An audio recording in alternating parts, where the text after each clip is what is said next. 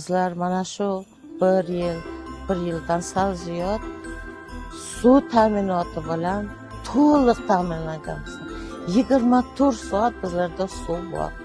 Bizlar minnatdorchilik bildiramiz vodokanal xodimlariga, inspektorlarimizga va boshqa. Ilgari haqiqatan ham suv ta'minoti soatlab kelardi. Hozir 24 soat suvlarimiz bor. Alohida viloyat hokimligiga bizlar rahmat deymiz va kelayotgan yangi yil bilan hammalaringizni tabriklaymiz. Men Sug'dona mahalla fuqarolar yig'ini raisi Begimxon Bobomurodovich bo'laman. 2025-yil mart oyidan boshlab turib Samarqand viloyat hokimining tashabbusi bilan 24 soatlik suv berish tizimiga o'tdik.